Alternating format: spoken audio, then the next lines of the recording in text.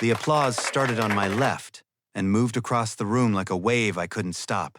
Marcus Webb was standing at the head of the conference table, one hand resting casually on the back of the chair as he owned it, which I suppose by that point he did. Behind him, the slide deck glowed on the projector screen. Clean layout, clear logic, elegant transition plan for the Archfeld system migration that had been stalled for 8 months before someone finally solved it. He solved it, according to everyone in that room. I sat 4 seats down and watched Derek Holt start the clapping. Derek, my manager of 3 years, the man who had shaken my hand at my annual review 6 months ago and told me I was the backbone of this department. Derek was on his feet. Actually, on his feet, clapping with both hands above his head like Marcus had just scored a goal. The CFO leaned over to the VP of Operations and said something I couldn't hear. They both nodded, looking at Marcus the way people look at someone they've already decided to bet on. I looked at the slide on the screen. I recognized slide 4 first. The 3-phase rollout structure. I had drawn that on a whiteboard in my apartment on a Sunday in February because I couldn't sleep, and the problem was bothering me. I had typed it up on Monday and saved it in the shared project folder under my name. Then I recognized slide 7, the risk mitigation matrix. I had built that in a spreadsheet over 2 evenings, cross-referencing it with vendor documentation that took me 4 hours to track down. By slide 9, I stopped looking at the screen. I looked at my hands instead. They were flat on the table. Still, I made myself keep them that way. Someone said Marcus's name again, and the room laughed at something. And Derek caught my eye from across the table and gave me a small nod. The kind that's supposed to mean good team, right? Or maybe it's not this great? I nodded back. Then I clapped. Not because I wanted to.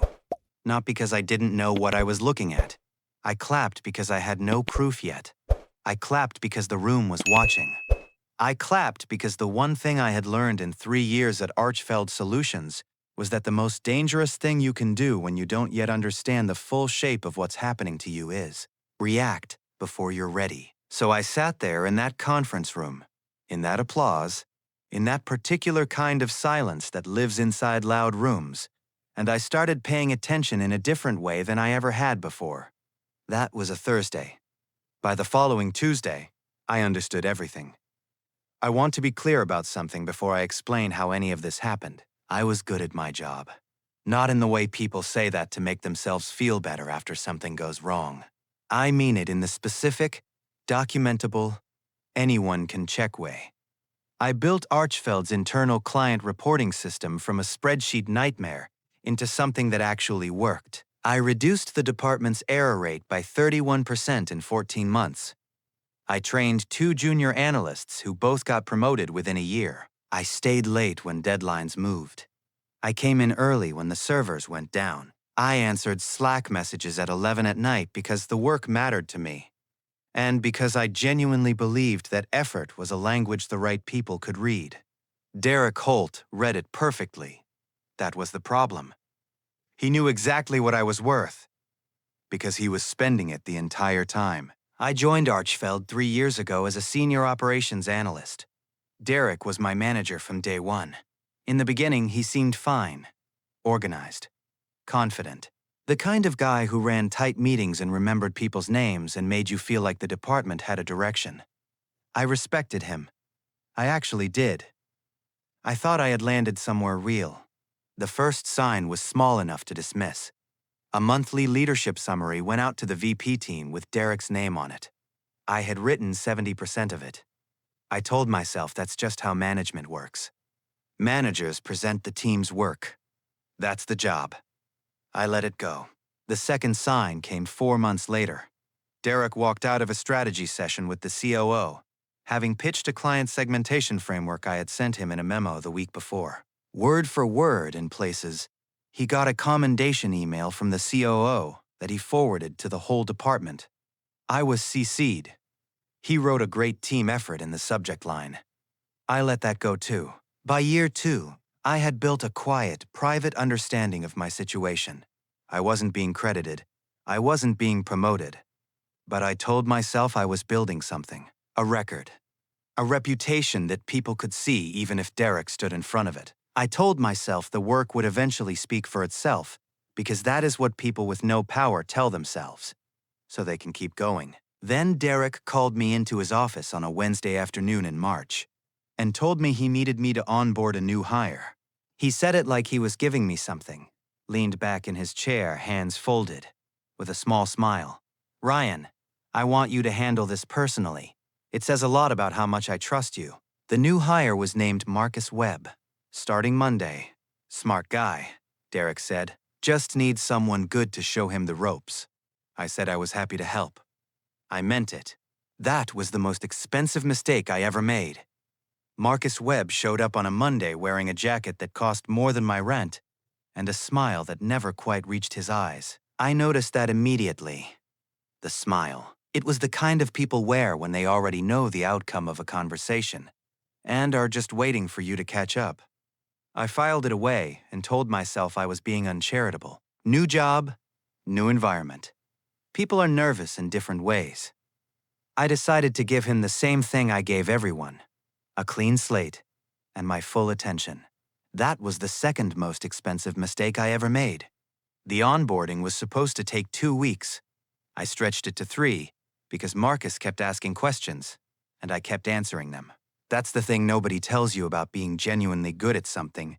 You become a resource people can drain without ever having to ask twice. I walked Marcus through the entire client reporting infrastructure, the architecture, the logic behind every decision, the workarounds I had built for the system's weak points, the undocumented shortcuts that took me 18 months to figure out. I gave him the vendor contacts I had cultivated personally. I gave him the internal political map: who to copy on what email, who actually made decisions versus who just attended meetings, which VP responded to data, and which one responded to narrative. I gave him everything. Marcus took notes on his laptop constantly. Neat, fast, thorough. He asked good questions, specific ones. Not the questions of someone learning a new environment, but the questions of someone cataloging an existing one. At the time, I read that as intelligence. Later, I understood it was something else entirely. In his 4th week, Marcus sat in on a client call I was running. He didn't speak, just observed. Afterwards, Derek pulled him aside in the hallway, and I watched them talk for 10 minutes through the glass partition. Derek laughed at something, clapped Marcus on the shoulder. The body language of two people who were comfortable with each other in a way that had nothing to do with 4 weeks of employment. I told myself that was Derek being a good manager. 6 weeks after Marcus started, Derek called me in for what he described as a check-in. He told me the department was evolving. That leadership was looking for people who could operate at a more strategic altitude. That I was valued. He used the word valued twice, which I have since learned means the opposite of what it sounds like. Then he told me Marcus was being moved into a newly created senior strategy role, reporting directly to Derek with a seat at the monthly leadership table. Above me, I sat in that chair and kept my face neutral while Derek explained that this wasn't a reflection of my performance, but an opportunity for the department to grow in a new direction. He said I was reliable. He said the word like it was a compliment. I drove home that night in complete silence. No music, no podcast. I sat in my apartment and did not eat dinner, did not watch anything, and did not call anyone. I just sat there. And for the first time, I stopped telling myself I was being uncharitable. I want to tell you, there was one moment, one clean discovery, a single thread I pulled that unraveled everything.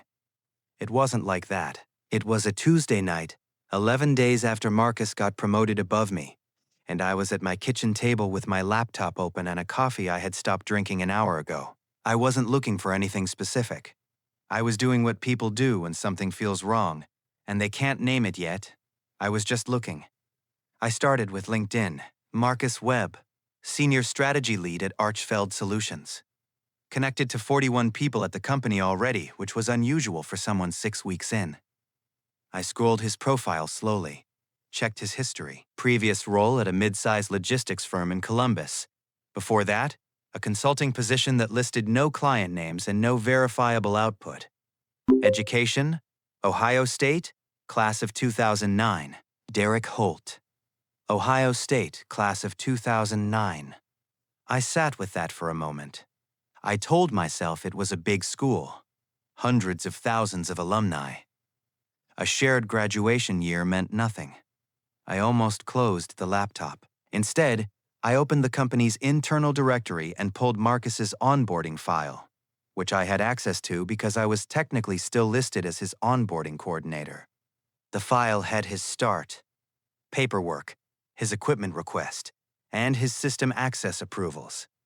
His offer letter was dated 6 weeks before I was asked to train him, not 6 weeks after. Before. Derek had already hired Marcus before he ever walked into my office and told me he needed someone good to handle the onboarding.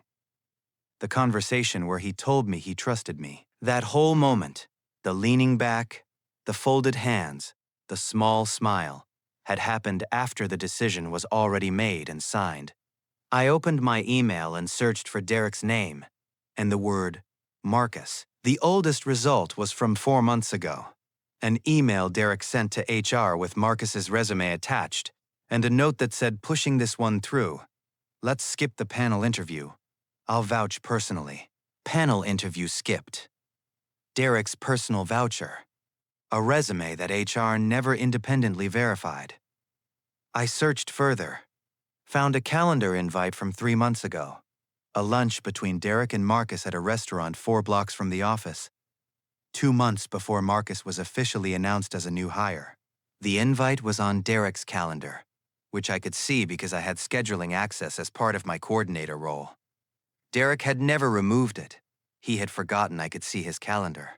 I wrote down every date on a legal pad. The lunch, the offer letter, the panel bypass, the onboarding request, Marcus's promotion. I drew lines between them. The training was never about getting Marcus up to speed. Marcus already had a seat at the table. He just needed what was in my head to look like he deserved it. I sat at that kitchen table until 2 in the morning. Then I made a second coffee and started looking at the budget files. The budget files took me 40 minutes to find and about 90 seconds to understand. I had read-only access to the department's operational folders because I built half the filing architecture, and Derek had never bothered to restrict my permissions. Another thing he forgot, I was starting to realize that Derek's entire operation ran on the assumption that I wasn't paying attention. I pulled the Q3 expense approvals first. There were 11 line items flagged under a consulting subcategory I didn't recognize. External optimization services. The amounts were small enough to avoid automatic review. 4,000 here, 6,000 there, but consistent. Monthly. Going back 14 months. I added them up on the legal pad. $67,000. I searched the vendor name attached to the line items. No website. No LinkedIn presence. No state business registration I could find in 20 minutes of searching. Just a name and a bank routing number, and 11 approvals stamped with the digital signature of the department's senior operations lead. My name. I actually laughed, not because it was funny, because it was so complete, so thought through. Derek hadn't just been stealing credit for 3 years. He had been building a stage, and he had been quietly walking me onto it. And the whole time I thought I was performing, I was actually just standing in the spot where the trapdoor was. I checked the signature metadata on 2 of the documents. The approval timestamps showed activity at times I was verifiably out of the office. One was stamped on a Friday I had taken as PTO. I still had the approved time off confirmation in my email. I sat back and looked at the ceiling. Then my phone buzzed.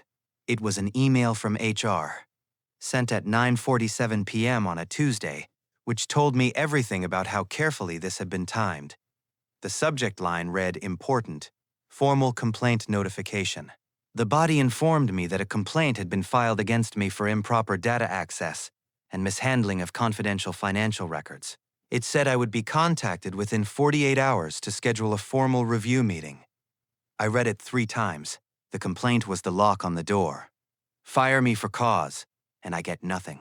No severance, no unemployment, no credibility. A terminated for cause employee who then claims fraud, looks exactly like what Derek needed me to look like.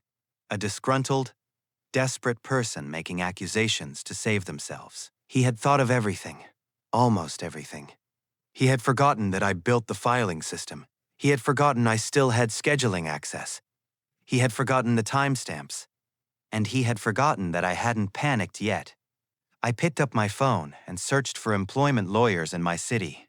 Her name was Janet Okafor, and she had 17 years of employment law experience and an office that smelled like old coffee, and someone who had stopped caring about impressing people a long time ago. I liked her immediately. I sat across from her on a Wednesday morning and put the legal pad on her desk and walked her through everything in the order it happened. I didn't editorialize. I didn't tell her how it made me feel. I had made a decision the night before that feelings were no longer useful to me in this specific context. I just gave her the timeline, the documents, the dates, the signature metadata, the LinkedIn graduation years, the calendar invite Derek forgot to delete, the HR email that arrived at 9:47 on a Tuesday night. She didn't interrupt once. When I finished, she looked at the legal pad for a long moment. Then she looked at me. She said, "They filed first. That was a mistake." I asked her why. She turned the legal pad around and pointed to the HR complaint timestamp. She explained that a retaliation claim requires a protected action to retaliate against. I hadn't filed anything yet, which meant their complaint wasn't retaliation in the legal sense. But the moment I filed a whistleblower complaint, everything they had done after that became a documented pattern of intimidation. The for-cause termination they were building toward would transform from an exit strategy into evidence. She said the forged signatures alone were a federal matter if the budget irregularities crossed certain thresholds. $67,000 crossed those thresholds. She told me to stop accessing the company's systems entirely, screenshot what I had, email it to myself from a personal account, then stop. Don't touch anything. Don't confront Derek. Don't tell anyone at the office. Don't act differently on Monday morning. She said, go to work. Be normal. Let them think it's working. I spent that weekend at my kitchen table with my personal laptop and a printer I had to borrow from my neighbor. I printed everything, organized it into 3 identical packets, one for Janet, one for the company's legal department, one for the state labor board. I labeled each folder with a date and a case reference number Janet gave me. I didn't sleep much, but it wasn't anxiety keeping me up. It was something quieter than that. It felt like finally standing on solid ground after 3 years of trying not to fall. Tuesday morning, 7:53 a.m. I got to the office 11 minutes before Derek.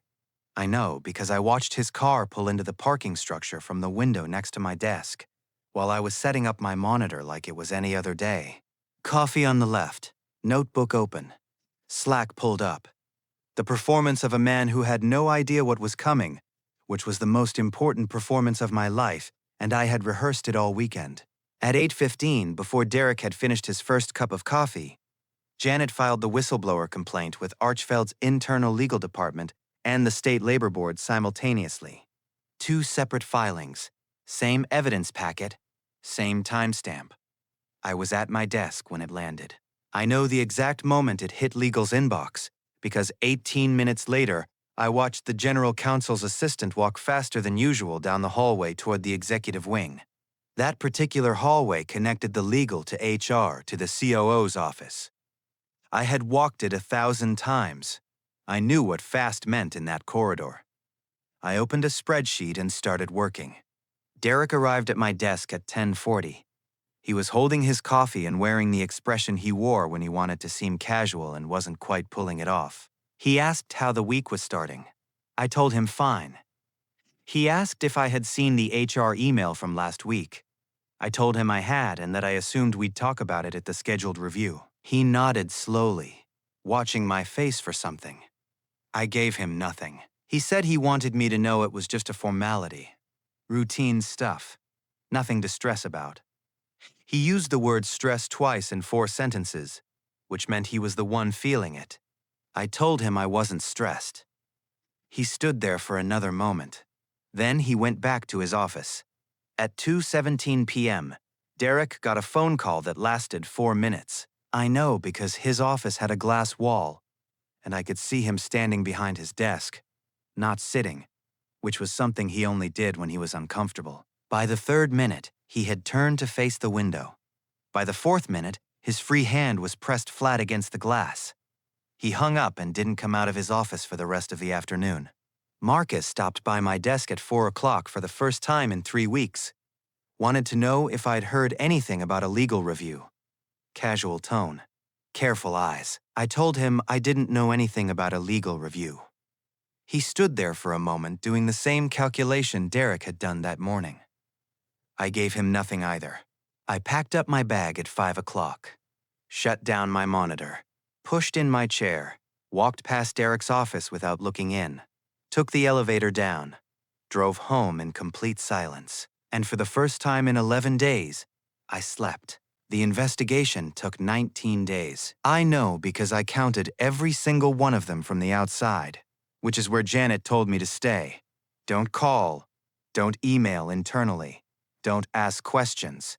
Let the process move. I followed every instruction exactly because Janet had been right about everything so far, and I had learned the hard way what happened when I trusted the wrong people's judgment over my own observations. So I went to work. I did my job. I was professional and unremarkable, and I answered every email within the hour, attended every meeting, and gave no one anything to point at. Day 4, Derek stopped making eye contact in the hallway. Day 7, Marcus called in sick. He didn't come back for 3 days. Day 9, 2 people from Archfeld's external audit firm arrived with laptops and visitor badges and were escorted directly to a conference room on the executive floor that had a privacy screen on the glass door by noon.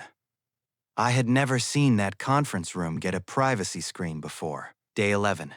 HR sent me a formal notice that the complaint filed against me was under review pending new information and that the scheduled formal review meeting was being postponed indefinitely. I forwarded it to Janet.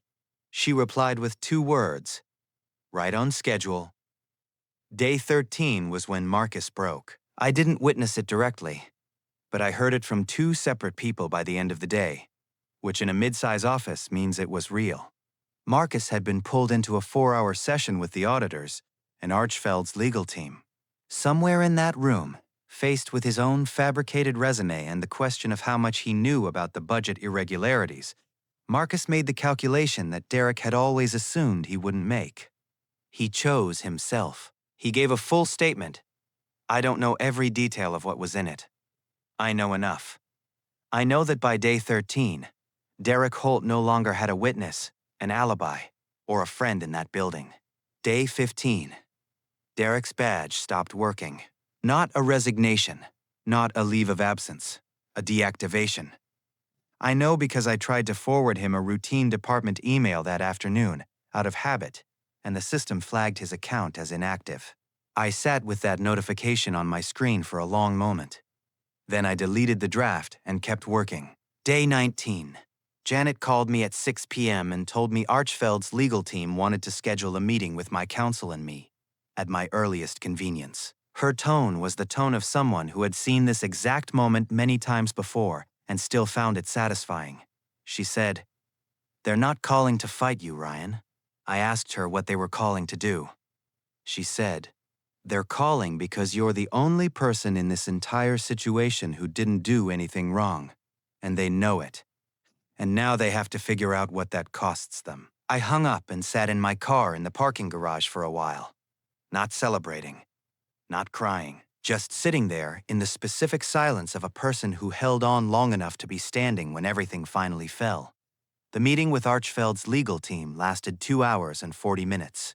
I sat on one side of the table with Janet. 3 people sat on the other side.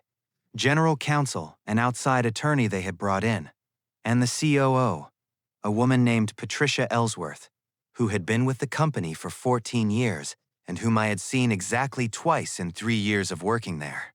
She sat in the center, and she looked at me the way people look at someone they are recalibrating their understanding of, in real time. They started with an apology, formal language, carefully worded, the kind that's designed to acknowledge without fully admitting. Janet stopped them after 4 sentences and put a document on the table. Her counter terms. I had reviewed every line over the weekend. The negotiation took 90 minutes. I won't list every detail. What I will tell you is that I walked out of that building with a full settlement, back pay covering 14 months of withheld promotion compensation, a complete expungement of the HR complaint from my record, and a formal letter of recommendation from the COO herself. Patricia Ellsworth wrote it personally. I know because the language didn't sound like legal boilerplate. It sounded like someone who was angry at the situation and wanted to make something right within the limits of what a document could do. I also walked out with something that wasn't in the settlement paperwork. The truth had a shape now. A documented, time-stamped, legally verified shape. Derek Holt was terminated for cause. The fraud referral had been passed to the appropriate authorities and was no longer Archfeld's problem to manage quietly. Marcus Webb resigned on day 16, 2 days after his statement, and was gone before anyone had to make a formal decision about his fabricated resume. The external consulting vendor, the one attached to $67,000 of approvals bearing my forged signature, was traced back to an account Derek controlled personally. He didn't just lose his job. He lost the version of himself he had spent years constructing, the confident manager, the strategic thinker, the guy who clapped loudest in conference rooms and made other people feel like they were lucky to be near him. That version was gone. What was left was paperwork, a fraud referral, and a LinkedIn profile that hadn't been updated in 3 weeks because there was nothing left to add. I gave my notice to Archfeld 4 days after the settlement. 2 weeks. Professional. Clean. I thanked people I genuinely liked. I said nothing about Derek. I said nothing about Marcus. I packed my desk in one box and carried it to my car. And that was that. 3 weeks later, I started a director-level role at a firm across the city. The hiring manager there had heard through industry contacts that I was available. She called Janet directly. The interview was 90 minutes and felt more like a conversation between people who had already decided. My first week, I ran a department meeting. 12 people in the room. I presented my own work, under my own name. And when it landed well, I didn't look around the table to see if anyone was going to take it from me. I just moved to the next slide. Derek Holt once told me I was reliable but not strategic. He was wrong about the second part, and he spent everything he had proving it.